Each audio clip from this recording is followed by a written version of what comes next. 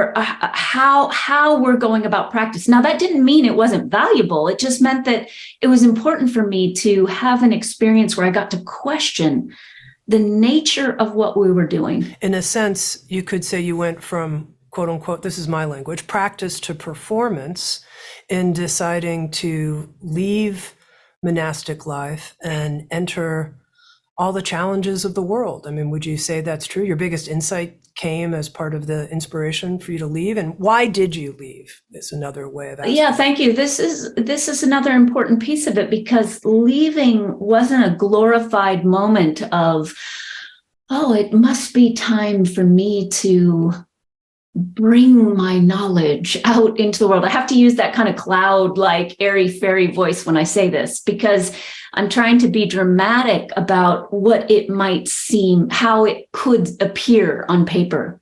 But in actuality, leaving was a very disruptive experience for me, because my teacher suggested that it was time for me to move on. And in that particular moment, it was not what I would have chosen. So it was disturbing. And in Zen fashion, it wasn't warm and fuzzy. It was a very dramatic push out of the nest.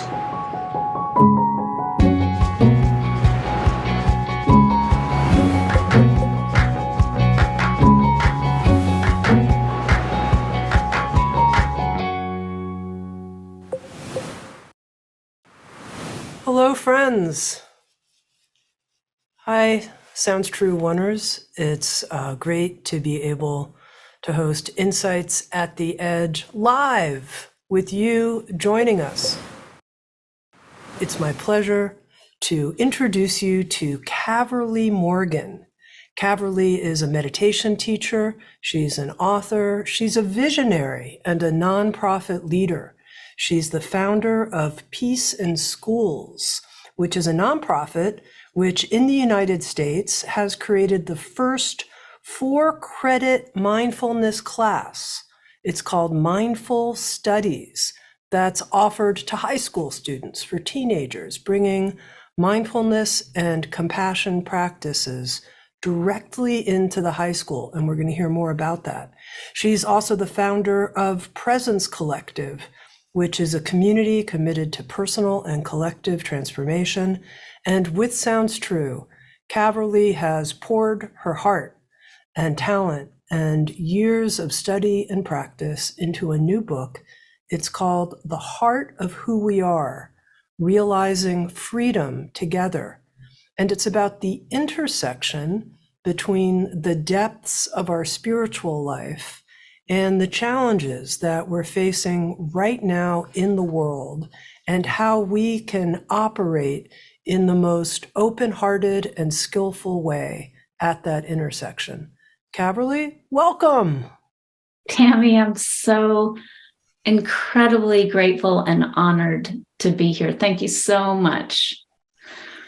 All right, let's jump right in. One thing I learned about you is that you were a Zen monk for 8 years in a monastery where silence was practiced. So tell us, I mean, it's very unusual and brings up a lot of curiosity. So first, just share a little bit about why you decided to be a monk and what that process was like for you. And then what was it like for 8 years? Well, Tami, I'll start by acknowledging that I did not mean to be a monk. I really didn't. I had no idea that my love of practice would lead to being a monk when I was going on various meditation retreats. It wasn't until my teacher at the time turned to me in one of our one-on-one guidance appointments that it was suggested that, I could go to the monastery for an extended period of practice. At the time, it felt reasonable because it was a relationship that had ended. I'd finished art school. It felt reasonable to say, okay, well, I'll take 6 months to do an intensive immersion to really dive in deeply and wholeheartedly to Zen training. And then in my mind, I was going to leave the monastery and go out into the world. And I mentioned in the book, it was very specific for some reason. I had this visualization of living in San Francisco with a dancer. And I even had a dog named Dakota. I don't know why, but that was my story. So it wasn't until I was asked to recommit after that 6-month period that I felt at the time that I had only scratched the surface of what was possible regarding training. And so from there, I recommitted each year to further study. And yes, the backdrop was silence.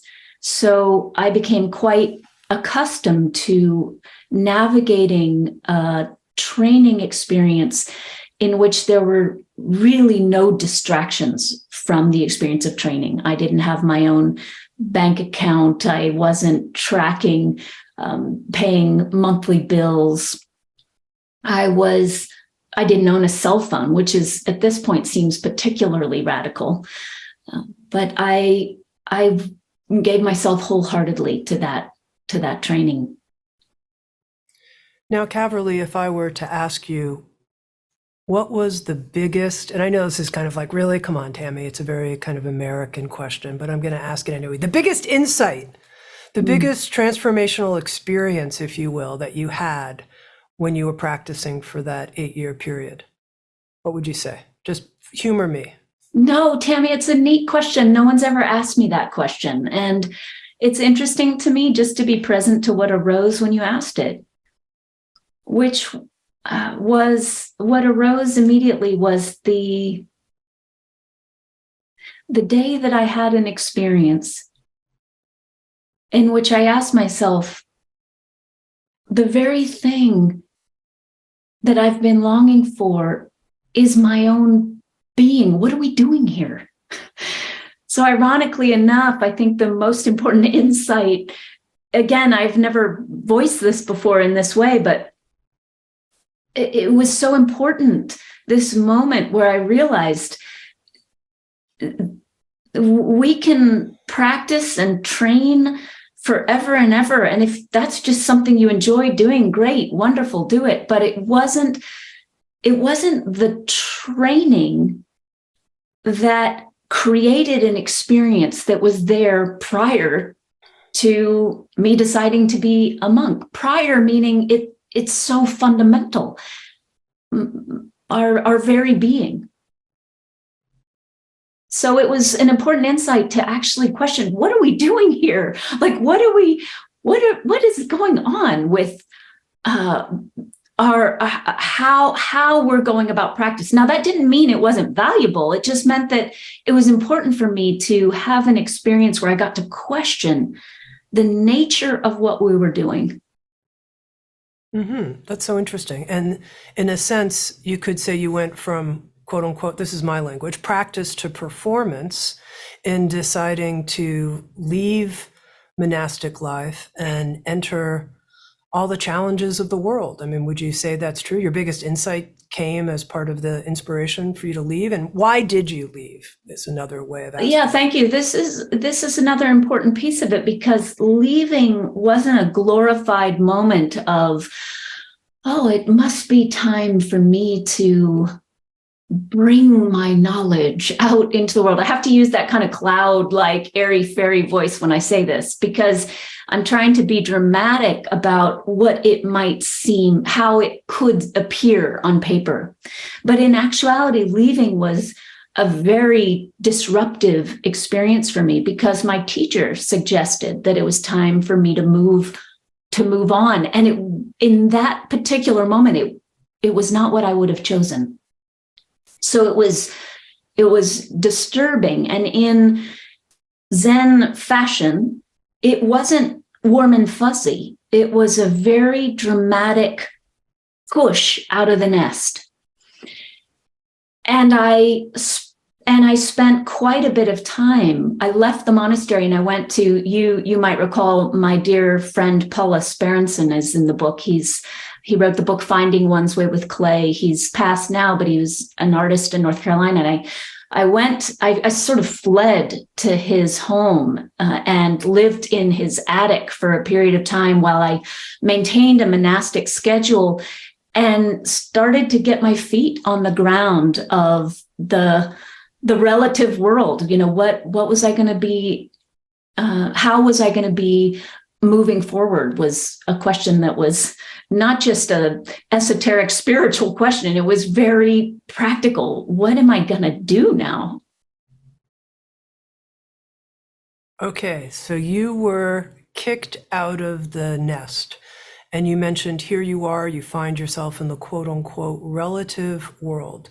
So let's just get into it, Caverly, because in the book, The Heart of Who We Are, correct me if I'm wrong, but it seemed to me that part of the working thesis of the book is expressed here in a sentence from the beginning where you say, I believe that true and lasting world change depends on knowing ourselves in the absolute sense, and that it's about knowing ourselves in the absolute sense that we can then apply to the challenges in the quote unquote relative world. And I'm imagining that many people are hearing these terms for the first time. What are you guys talking about? Absolute sense, relative world. There's both the absolute and the relative. I'm confused. Let's start there. What do you mean by these two terms? Thank you. Relative, that which is changing. The relative world is the world in which I'm identifying as a white cisgendered woman. The relative world is the world in which I'm paying my bills. The relative world is the world in which things are coming and going, arising, passing, dissolving. The absolute is the ground of being out of which the relative appears, arises, exists. And the absolute is unchanging. So the absolute is that which is always present. And I don't mean present in a limited sense. Sometimes we think of present as this tiny little moment in between past and future, but we could say the absolute is beyond a construct of time. The construct of time exists in the relative. Okay, Caverly. So I'm going to just track right with you and say, as an advocate for the listener, but also from my own experience as a spiritual journeyer, I know things come and go, impermanence. I get it. Emotions come and go, thoughts come and go, bodies come and go, the weather comes and goes, all these things come and go. What is unchanging? Question mark. I'm not so sure. Of course, I hear people talk about it all the time, the eternal. You refer to this, that which doesn't change, using the Buddhist term, the unborn.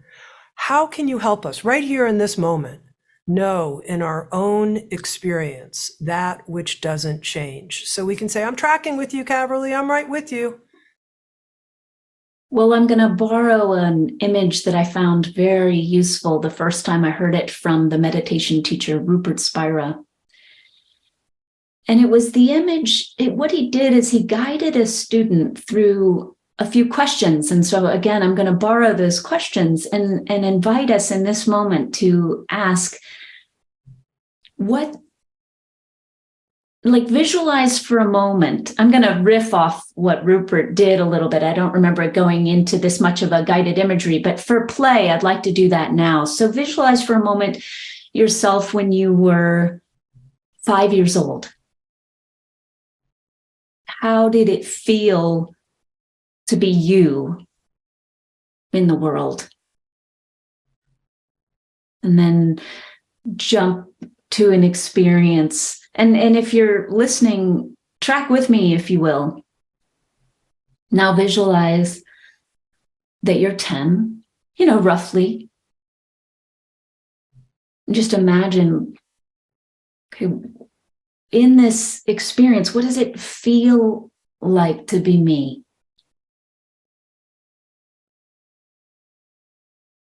And now 15.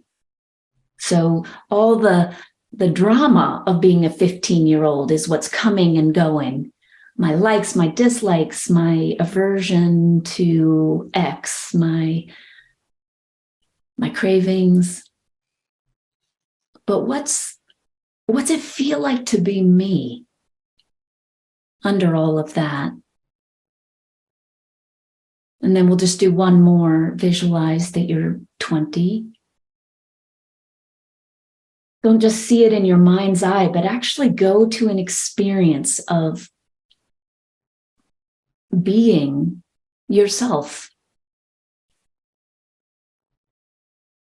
So my question for the listener and you, Tami, is, do those experiences of being feel different? Right. And I think that probably most people, certainly I can track a sense of an essence quality that is a thread there throughout all those different ages. But the fact that it hasn't changed while I'm alive and incarnated doesn't necessarily give me confidence that I'm touching into something that's unborn, that won't change upon my death. Maybe it'll be extinguished at the time of death. And really, I'm pushing this, Caverly, Yes. because I think it's a core premise of the heart of who we are, is that what you're pointing people to do is, first of all, realize this absolute in our own experience, and then apply it to the changing circumstances of the world that are weighing on so many of us. But the first part is that we actually know this. So I wanna see if we can touch in even deeper.